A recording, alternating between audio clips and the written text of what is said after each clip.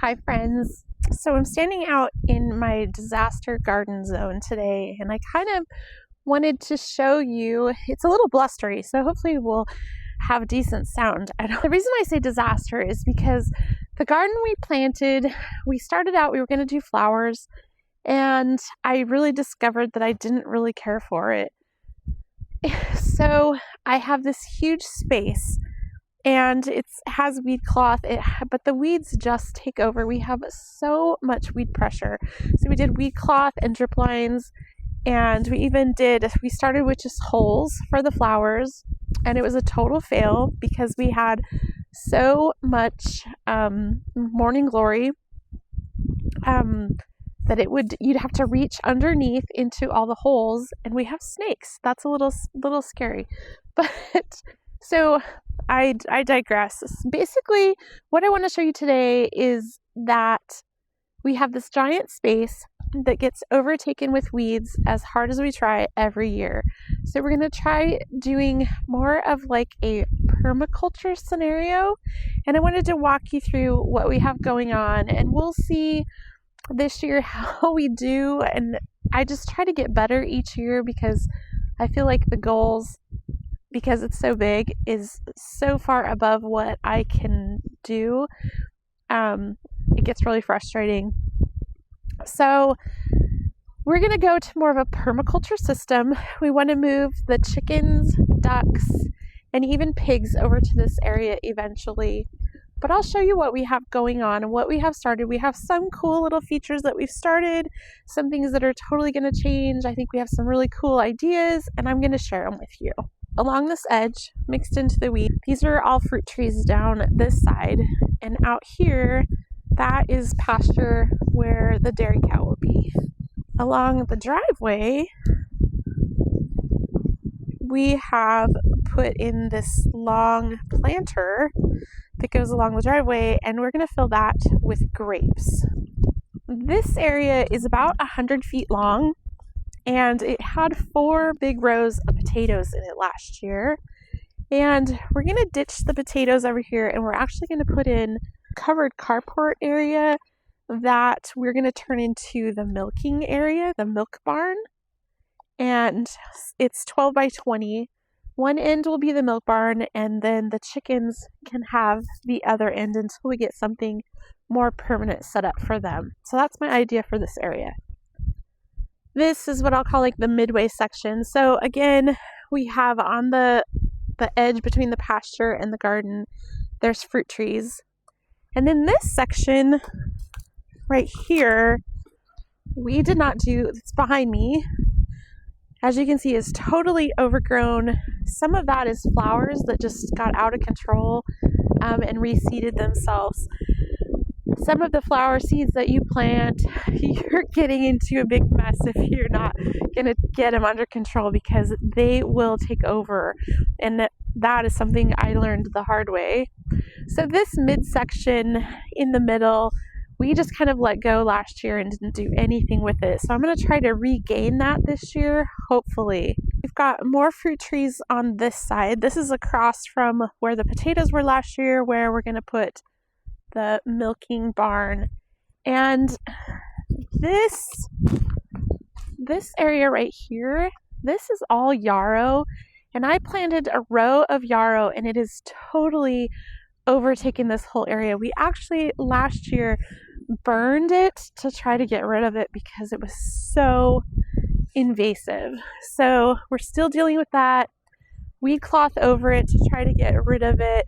We'll see what we end up doing there. This row down here is a row of blackberries and raspberries, and next to them is just this other area that was flowers that totally overtook and couldn't keep up. It was calendula, however you want to say that, and a few other things, snapdragons, Dara, I'm trying to think what else was out there. Just stuff that reseeds and just took over because it all had drip irrigation in it. And so you turn on a whole section, and so it's getting watered, and it's like rows that are we took out the holes and did rows the third year, and that's still, it was too big. We just couldn't keep up. So all of this is like flowers that just keep coming back among the weeds. In this mess, there is actually 4 rows of blueberries mixed in. We have so many invasive grasses that are just in, and then all these flower seeds. It is really, we're struggling. So this is 4 rows of blueberries mixed into this mess. This is the row of kale and Brussels sprouts that actually we left for the deer. They weren't, we should have pulled the kale up for the chickens. I didn't. So we have a lot of deer. They come in, and I don't really mind feeding them. I would like this all fenced so that we could keep them out, but at the same time, they don't put a lot of pressure on it in the summertime. And in the winter, they come in and just kind of clean up whatever, and that's fine. They're, like I said, they're not a problem in the summer, so I haven't had to do a lot about it, other than eating some of the fruit trees is a problem. I have some trellises set up for like pole beans and such. I tried a couple different things on them. I really like the pole beans on them. There's 5 trellises out here. I'd like to do one more. So we have, because I'm missing one that we didn't put up. So we'll do that. And like this was all the pepper plants, and it's early for us to start clean up. But as you can see, these grasses are just coming in like crazy. And that is what I fight with so much, is the grasses over here. The other side, it's more flowers. This side, it's grasses that are really take over. There's a spot over there set up for tomatoes. It's just, I'm so busy canning in the fall that I just don't get out here and do the cleanup, and it makes spring pretty tough. Over here, this mess is we did 4 nice planters here, and we have this kind of grass that comes in that the roots are just like snakes all through the ground. They just go forever and ever, and then the grass comes up. I don't even know what kind of grass it is, but trying to get rid of it, we don't know how to get rid of it. And you pull it and pull it and pull it, and the roots just go on forever, and it has literally filled those boxes.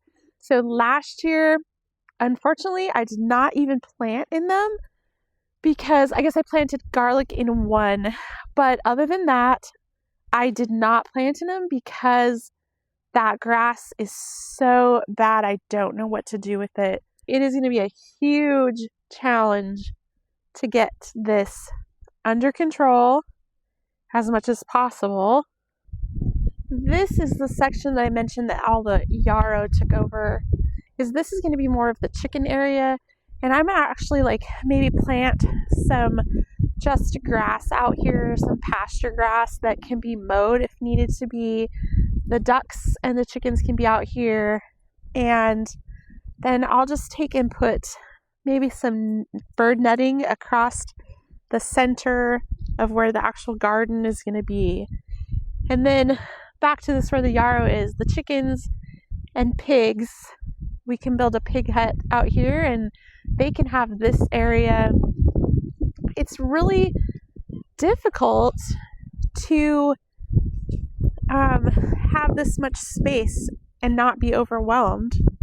I guess my conclusion, it's a work in progress, it's never going to be done, is that we're really, one of the difficulties of not doing like a permaculture, when we moved in here, things are very spread out, and we left it that way, and the garden is far away from the chickens because we put the chickens there first. When we first thing you do, you have chickens, you got to find a place for them because we moved them from our other house.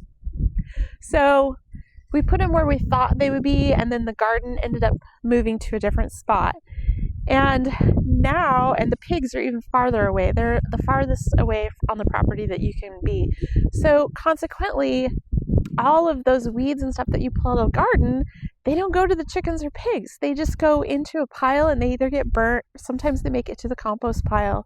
But it's so much work because you're loading and unloading the weeds 3 times before you can actually get them to the chickens or the pigs. So I want to incorporate this whole big area into more of a permaculture area, so your weeds are close to the animals that will eat them. That's the whole purpose, right? Is to have them, feed them the weeds so they can feed you. This section behind me, we're gonna pull all of the weed cloth out of that. Of course, I don't know if you can see, right? Those are a couple rows of strawberries in here. So past strawberries, and there's probably 4 rows of overgrown stuff, mostly flowers in those 4 rows, and then there is the berries. So in between that, we're going to take all of that out, all of the water system and the weed cloth in between the rows, and I want to do potatoes in that whole section, because we're losing the potato end over there with the milking area. So this will be potatoes all on this end, and hopefully that is something that's more manageable, because I feel like I can just, even if I have to run a tiller down the middle of the rows, that's more manageable than dealing with all of the grasses. So we're going to try that. That's what we're going to try here. That's my goal for this section. I feel like even if I end up tarping some of the garden this year, we haven't been able to do that in the past. We've considered it, but we have so much high wind that we can't imagine trying to keep a tarp down. That just sounds like a nightmare. We'll on occasion have like 50, 60 mile an hour winds come up, and we don't have a lot of notice of when they're coming up. You know, you're kind of guessing, or all of a sudden it's like, oh, that went from 20 miles an hour to 45. So even if we tarp part of this or try something like that, try to keep a tarp down, maybe that's a solution for getting this under control and hopefully killing off some of those grasses. We're gonna really work at this year and see how far we get, and if we can get this area under control. The funny thing is, we still managed to grow a huge amount of food out here. Tomatoes, green beans, carrots, onions, tons of onions. I think I had 200 pounds of onions last year. Even as messy as this is and out of control, we still managed to grow a lot of food out here. But this is our big stretch for the year, and we're going to really focus on this area and trying to get it back in line. So we're going to do less of the other things. We're going to have less pigs, less chickens, and try to really work on cleaning some of these areas up that have gotten out of control because we're just simply overwhelmed by the size of what we have going on. There in the weeds, there is some cute little plant boxes. Those actually have bush raspberries in them, and they're pretty good, and they kind of take over. So we put them in these little squares to try to keep the plant actually in the box, and it's worked pretty good, and they actually produce a fair amount. I planted, these are a pie cherry bush I planted last year. I'm hoping, they look like they're going to come back. I'm hoping they do. I'm really excited about those. Then this area, that is my greenhouse, which is like just across the driveway from this garden section. So fairly close proximity. I really wish we could do a high tunnel in the garden area, but we were super concerned about whether the wind would take out a high tunnel and if it would last. So we kind of bagged that idea. We're not sure what we're going to do for a bigger greenhouse, because I would like some indoor type, or not indoor, but some more sheltered growing space to grow lettuce and things like that. This is just a view, kind of give you a lay of the land. There's the grass out here, some cherry trees, and then this whole section is garden / what I want to be permaculture area. So as you can tell, it's actually massive, which is just bit off way more than I could chew, I'm sure. But I want the orchard trees in there, so all of our fruits. So we have apples, pears, peaches, apricots, nectarines, all that stuff planted out there. Asian pears, all the fruit that I wanted is planted out there, and as long as the deer didn't eat them, hopefully they'll survive. But it is a huge area and just a lot to take care of on top of everything else. There's actually 4 more planter boxes on this side, on the driveway side by the grapes, and these guys are pretty much empty. So I'll be trying to come up with something to go in those as well. I'm super excited to fill this area in with dirt. We got it built, didn't get it filled in. That's actually the shade cloth that blew across the field. But I've got about, I think I've got 6 or 8 grape vines to put in this and then trellis up. I'm excited for that. That's my garden woes of the season. We have a ton of work coming up. I always like the spring. I like to be outside in the spring before it gets super hot. So it's going to be some big challenges this year to get through this and to come up with a plan to get this fixed. And it may not all get done this year. Maybe we only get through a third of it. I don't know. It's kind of broke up into 3 sections, so we'll see. But I feel like putting the milking area in there and getting some grass planted out there for the chickens, that'll take up a good chunk of it. So that will make it a bit easier. At least it scales it down a little bit.